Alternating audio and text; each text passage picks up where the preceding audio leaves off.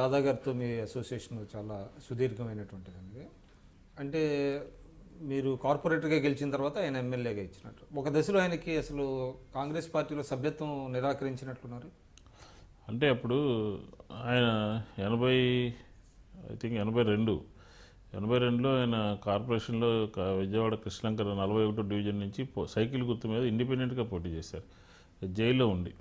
ఎందుకంటే అప్పుడు ఎప్పుడు కూడా రాజకీయాల్లో పాలిటిక్స్ ఉంటాయి. మనతో ఉన్నోళ్ళు కూడా అన్యాయం చేయడానికి వ్యతిరేకంగా ఉండడానికి కూడా తయారవుతుంటారు. అది అందులో అప్పుడు రంగా గారికి కూడా కొంతమంది ఢిల్లీ హైదరాబాద్ పోయి జైల్లో ఉన్నాడు, మీరు టికెట్ ఇస్తే పార్టీ మీద పడుతుంది అది ఇదని చెప్పని కొంతమంది ఇవ్వలేదు. కానీ అప్పుడు పెళ్ళ వెంకటేశ్వరరావు గారిని ఒక ఆయన ఉన్నాడు, ఈరోజు కూడా ఉన్నాడు ఆయన.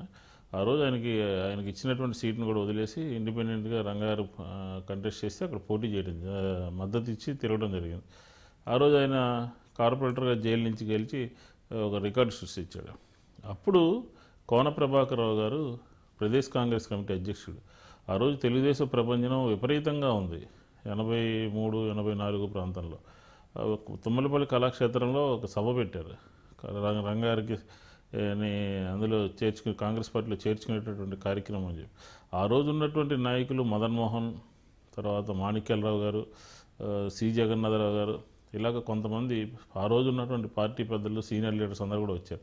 వాళ్ళందరి సమక్షంలో కోన ప్రభాకరరావు గారు ఒకే ఒక మాట చెప్పాడు, రంగా గారికి ఈరోజు సభ్యత్వం ఇస్తూ ఉన్నాం, ఆంధ్ర రాష్ట్రంలో రంగా లాంటి వాళ్ళు 2-3 ఉంటే ఎన్టీ రామారావు అని పడగొట్టడం పెద్ద కష్టం కాదు, నాకు ఆ ధైర్యం ఉంది, ఆ నమ్మకం ఉందని చెప్పి మాట్లాడు. ఎందుకంటే ఆయన ఒక పీపుల్స్ లీడర్ అనమాట, పబ్లిక్ సంబంధించినటువంటి ప్రజల యొక్క సమస్యల మీద ఉత్పన్నమైనటువంటి నాయకత్వం అది రంగా గారిది. కాబట్టి ఆ రకంగానే ఆయన 83లో 84లో సభ్యత్వం తీసుకున్నప్పటికీ కూడా చనిపోయేంత వరకు 88 చనిపోయేంత వరకు కూడా అనేక రకాలుగా శాసనసభలోనూ బయట కూడా ఒక పోరాటాన్ని ఆంధ్ర రాష్ట్ర ప్రజలకి ప్రభుత్వం మీద ఒక క్రియేట్ చేసినటువంటి మహోన్నతమైనటువంటి వ్యక్తి.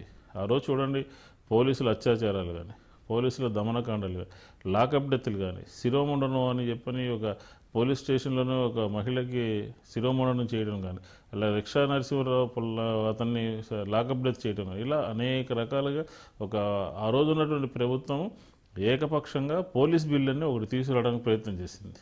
ఆ బిల్లు ద్వారా ప్రతి ఒక్క పౌరుల కదలికలన్నీ కూడా రిస్ట్రిక్షన్ చేసేసి పోలీస్ బిల్లును తీసుకురావాలనుకుంటే ఆ రోజు వంగవీటి మోహన్ రంగారావు గారు రాష్ట్ర వ్యాప్తంగా కూడా తిరిగి, కాటుగడ్డ రాజగోపాలరావు గారు, ఈరోజు ఉన్నారు కర్ణాటక రామ్మోహన్ రావు, వీళ్ళందరితో కలిసి ఒక పోరాటాన్ని చేయడం ద్వారా ఆ బిల్లును కూడా అసెంబ్లీలో విత్డ్రా చేసుకున్నారు. కాబట్టి ఆయన నాయకత్వం ఆ రకంగా ప్రభుత్వానికి వ్యతిరేకంగా కాంగ్రెస్ పార్టీని బలపరుస్తూ ప్రజల యొక్క అవసరాలని తీర్చే విధంగా రంగా గారి నాయకత్వం ఉండేది. నేను మల్లాది విష్ణు, ఎక్స్ఎమ్మెల్యే, కాంగ్రెస్ పార్టీ. మీరు చూస్తున్నది ఐ డ్రీమ్ న్యూస్.